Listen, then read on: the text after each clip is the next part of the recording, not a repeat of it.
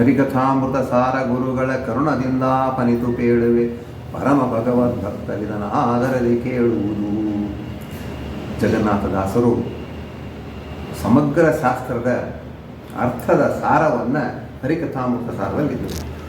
ಎಲ್ಲ ಶಾಸ್ತ್ರಗಳು ಪರಮಾತ್ಮನ ಬಗ್ಗೆ ಹೇಳ್ತಾರೆ. ಪರಮಾತ್ಮನ ಕಥೆ, ಭಾಗವತ ಪರಮಾತ್ಮನ ಕಥೆ, ಆ ಕಥೆಯ ಸಾರವನ್ನು ನಾನು ಹೇಳ್ತೀನಿ ಅಂತ ಹರಿಕಥೆಯನ್ನು ಹೇಳಿದರು. ಇದರಲ್ಲಿ ಏನೇನು ಅಡಗಿದೆಯಪ್ಪ ಅಂದ್ರೆ ಮುಖ್ಯವಾಗಿ ಪ್ರಸ್ಥಾನತ್ರಯಗಳು ಅಂತ ಹೇಳ್ತಾರೆ. ನಮ್ಮ ಅಧ್ಯಯನಕ್ಕೆ ಪ್ರಸ್ಥಾನತ್ರಯಗಳು ಯಾವಪ್ಪ ಅಂದ್ರೆ ಬ್ರಹ್ಮಸೂತ್ರ, ಭಗವದ್ಗೀತೆ ಮತ್ತು ಉಪನಿಷತ್ತು, ಈ ಮೂರುಗಳ ಅಧ್ಯಯನ ಮಾಡಬೇಕು ಅಂತ ಹೇಳ್ತಾರೆ. ಆ ಮೂರುಗಳ ಅಧ್ಯಯನವನ್ನು ಮಾಡಲಿಕ್ಕೆ ನಾವು ಗುರುಕುಲವನ್ನೇ ಸೇರಬೇಕು. ಗುರುಕುಲದಿಂದಲೇ ಪಾಠವನ್ನು ಮಾಡಬೇಕು. ಎಲ್ಲರಿಗೂ ಗುರುಕುಲ ಸೇರಲಿಕ್ಕೆ ಆಗೋದಿಲ್ಲ. ಆಮೇಲೆ ಎಲ್ಲ ಧರ್ಮಗಳನ್ನು ಮೇಂಟೈನ್ ಮಾಡಲಿಕ್ಕೆ ಆಗೋದಿಲ್ಲ. ಸ್ತ್ರೀಯರಿಗೆ ಏನು ಮಾಡಬೇಕು? ಪೋಷಣೆ ಮಾಡಬೇಕು, ಮಕ್ಕಳನ್ನ, ಮನೆತನವನ್ನು ನೋಡಬೇಕು. ಅದೇ ರೀತಿ ಬೇರೆ ಗೃಹಸ್ಥರು ಕೂಡ ಇದ್ದಾರೆ. ಎಲ್ಲರೂ ಎಲ್ಲ ಒಂದೇ ಡಿಪಾರ್ಟ್ಮೆಂಟಿಗೆ ಹೋಗ್ಲಿಕ್ಕೆ ಆಗೋದಿಲ್ಲ. ಹಾಗೆ ಆದ್ದರಿಂದ ಏನಾಗ್ತದೆ ಅಂದರೆ ಎಷ್ಟಾಗ್ತದೆ ಅಷ್ಟು ಅಧ್ಯಯನ ಮಾಡಬೇಕಂತಂದರೆ ಅದರ ಸಾರವನ್ನು ದಾಸ ಸಾಹಿತ್ಯದಲ್ಲಿ ಇಟ್ಟರು. ಅದನ್ನು ಈ ಪ್ರಸ್ಥಾನತ್ರಯಗಳ ಸಾರವನ್ನು ದಾಸ ಸಾಹಿತ್ಯದಲ್ಲಿ ಕೊಟ್ಟರು.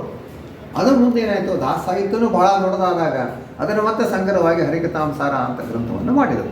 ಪುರಂದರದಾಸರ, ಕನಕದಾಸರ ಮತ್ತು ವಿಜಯದಾಸರ, ಗೋಪಾಲದಾಸರ ಎಲ್ಲ ಎಲ್ಲವನ್ನೂ ಕ್ರೋಢೀಕರಿಸಿ ಎಲ್ಲವನ್ನೂ ತಗೊಂಡು ಮಾಡಿ ಏನಪ್ಪ ಅಂದರೆ ಜಗನ್ನಾಥದಾಸರು ಹರಿಕಥಾಮೃತ ಸಾರ ಅಂತಕ್ಕಂಥ ಒಂದು ಗ್ರಂಥವನ್ನು ನಮಗೆ ಕೊಟ್ಟರು. 32 ಸಂಧಿಗಳು.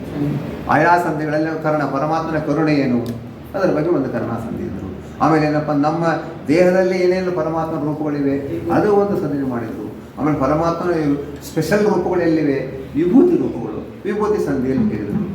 ಇದೇ ರೀತಿ ಮುಂದೆ ಏನಪ್ಪ ಅಂದರೆ ಮತ್ತೆ ನಮ್ಮ ಉಸಿರಾಟದ ಕ್ರಿಯೆಗಳು ನಡೀತಾ ಇದ್ದಾವೆ. ವಾಯುದೇವರು ಯಾರಿಗೆ ಶ್ವಾಸೋಚ್ಛ್ವಾಸವನ್ನು ಮಾಡ್ತಾ ಇದ್ದಾರೆ. ಮತ್ತೇನಪ್ಪ ಅಂದರೆ ಈ ಒಂದೊಂದು ಸಂಧಿಗಳಲ್ಲಿ ಕೂಡ ಪರಮಾತ್ಮ ರೂಪಗಳಿವೆ.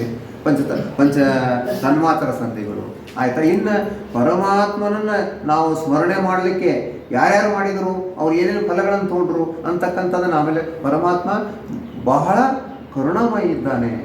ಭಕ್ತರ ಅಪರಾಧವನ್ನು ಅವನೇನಪ್ಪ ಅಂದ್ರೆ ಮಾಫ್ ಮಾಡ್ತಾನೆ. ಭಕ್ತಾಪರಾಧ ಸಹಿಷ್ಣುತೆ ಅಂತ ಬಂತು. ಇನ್ನು ತಾರತಮ್ಯ ಅಂತಕ್ಕಂಥದ್ದು, ಯಾಕೆಂದರೆ ಅನಂತ ಜೀವರಾಶಿಗಳು ಜಗತ್ತಿನಲ್ಲಿ ಬಂದಿದ್ದಾವೆ. ಅನಂತ ಜೀವರಾಶಿಗಳು ಇಲ್ಲೇ ಏನಪ್ಪ ಒಂದು ಸಣ್ಣ ಊರಿನಲ್ಲೇ ಅದಕ್ಕೊಂದು 50-60 ಪೋಸ್ಟ್ ಇರ್ತಾವೆ ನೋಡ್ರಿ. ಒಬ್ಬರು ಕಲೆಕ್ಟರ್ ಅಂತ ಇರ್ತಾನೆ, ಅವ್ರು ಡಿಸ್ಟ್ರಿಕ್ಟ್ ಇರ್ತಾನೆ, ಅವನ ರಿಜಿಸ್ಟ್ರಿ ಆಫೀಸರ್ ಅಂತ ಇರ್ತಾನೆ. ಅದಕ್ಕೊಂದು ಪ್ರಾಬ್ಲಮ್ ಬಂದರೆ ಪೊಲೀಸ್ ಸ್ಟೇಷನ್ ಇರ್ತದೆ, ಅದರಿಂದ ವ್ಯಾಜ್ಯ ಪರಿಹಾರ ಮಾಡಲಿಕ್ಕೆ ಜಡ್ಜ್ಮೆಂಟ್ ಇರ್ತದೆ. ಹಾಗೆ ಕೂಡ ಇಲ್ಲಿನೂ ಏನಪ್ಪ ಅಂದರೆ ತಾರತಮ್ಯ ಅಂತಕ್ಕಂಥದ್ರಿಂದ ತಾರತಮ್ಯಕ್ಕೆ ಮಹತ್ವವನ್ನು ಕೊಟ್ಟು ದಾಸ ಸಾಹಿತ್ಯದಲ್ಲಿ ತಾರತಮ್ಯಕ್ಕೆ ಮಹತ್ವ ಇದೆ. ತಾರತಮ್ಯ ಅಂದರೆ ಏನಂದರೆ ಒಬ್ಬರನ್ನೊಬ್ಬರು ಹೆಚ್ಚು ಕಡಿಮೆ ಮಾಡಿದ ಅಂತಲ್ಲ.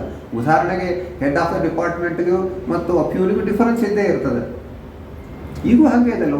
ಪ್ರಧಾನಮಂತ್ರಿ ಬಂದ್ರಂದರೆ ಹೆಂಗೆ ಅದನ್ನು ಸ್ಯಾನಿಟೈಸ್ ಮಾಡ್ತಾರೆ ರೋಡನ್ನು. 3 ದಿವಸ ರೋಡೇ ಅಲೋ ಮಾಡೋಂಗಿಲ್ಲ.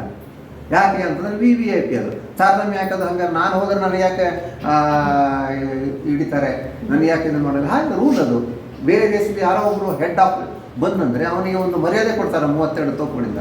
ತಾರತಮ್ಯದಲ್ಲಿ ಇದ್ದೇನೆ, ಅವರವರ ಯೋಗ್ಯತಾನುಸಾರ ಡಿಫರೆಂಟ್ ಇದೆ ಅಂತಕ್ಕಂಥ ವಿಚಾರಗಳನ್ನು ಇಲ್ಲಿ ಹೇಳಿದರು. ಇನ್ನು ಹೇಗೆ ಸಾತ್ವಿಕರಲ್ಲಿ ತಾರತಮ್ಯ ಇದೆ, ದೈತ್ಯರಲ್ಲೂ ತಾರತಮ್ಯ ಇದೆ ಅಂತ ಹೇಳ್ತಿದ್ರು. ಕಲಿ ಅಂತಕ್ಕಂಥದ್ದು ವಿಶೇಷವಾದಂಥ ಹೈಯೆಸ್ಟ್ ರ್ಯಾಂಕಿಂಗ್ ಅವನು ಎಲ್ಲಿ ನೆಗೆಟಿವ್ದಲ್ಲಿ. ಅದನ್ನು ಆ ಸಂಧಿಯನ್ನು ಹೇಳಿದರು. ಇನ್ನು ಊಟ ಮಾಡಬೇಕಾದ್ರೆ ಹೇಗೆ ಊಟ ಮಾಡಬೇಕು, ನೈವೇದ್ಯವನ್ನು ಯಾವ ರೀತಿ ಪರಮಾತ್ಮನಿಗೆ ಕೊಡಬೇಕು, ಇವೆಲ್ಲ ವಿಚಾರಗಳನ್ನು ಪರಮಾತ್ಮನ ಬಗ್ಗೆ ಹೇಳಿ, ಆಮೇಲೆ ಆಯಾ ದೇವತೆಗಳ ಮಹತ್ವವನ್ನು ಹೇಳಿ ಅನೇಕ ವಿಚಾರಗಳನ್ನು ಕೊಟ್ಟಿದ್ದಾರೆ. ಧ್ಯಾನವನ್ನು ಹೆಂಗೆ ಮಾಡಬೇಕು, ಧ್ಯಾನ ಪ್ರಕ್ರಿಯೆ ಸಂಧಿ, ಯಾವತ್ತೇ ನಾವು ಧ್ಯಾನವನ್ನು ಮಾಡಬೇಕು. ಸುಮ್ಮನೆ ಧ್ಯಾನ ಮಾಡೋಂಗಿಲ್ಲ, ಯಾವುದೋ ಒಂದು ಅಂದ್ಕೊಂಡಿಲ್ಲ. ಧ್ಯಾನ ಮಾಡಬೇಕು ಕೂಡ ಒಂದು ಪ್ರೊಸೀಜರ್ಸ್ ಇವೆ. ಆ ಪ್ರೊಸೀಜರ್ ನೀವು ಫಾಲೋ ಮಾಡಿರಿ. ಮಾಡೋದ್ರಿಂದ ಏನಾಗ್ತದೆ, ನಿಮ್ಮದು ಸ್ಪೀಡಾಗಿ ನೀವು ಪಾಸ್ ಆಗ್ತೀರಿ ಅಂತ ಅಷ್ಟೇ. ಈ ಒಂದು ಜಗತ್ತು ಅಂತಕ್ಕಂಥ ಪರೀಕ್ಷೆಯನ್ನು ನಾವು ಸ್ಪೀಡಾಗಿ ಪಾಸ್ ಆಗ್ತೀವಿ, ಸಿಸ್ಟಮೆಟಿಕಾಗಿ ಪಾಸ್ ಆಗ್ತೀವಿ. ಆಮೇಲೆ ಸರಿಯಾದ ದಾರಿಯಲ್ಲಿ ನಾವು ಹೋಗ್ತೀವಿ. ಸರಿಯಾದ ದಾರಿಯಲ್ಲಿ ಹೋಗಲಿಕ್ಕೆ ನಮಗೆ ಹರಿಕಥಾಂಸಾರ ಅಂತಕ್ಕಂಥ ಗ್ರಂಥವನ್ನು ಕೊಟ್ಟರು. ನೀವೆಲ್ಲ ಅಧ್ಯಯನವನ್ನು ಮಾಡ್ತಾ ಇದ್ದೀರಿ. ನಿಜವಾಗಲೂ ಮನಸ್ಸಿಗೆ ಭಾಳ ಸಂತೋಷ ಆಗಿದೆ. ಇದೇ ರೀತಿ ಮುಂದುವರಿ. ಹರೇ ಶ್ರೀನಿವಾಸ, ಹರೇ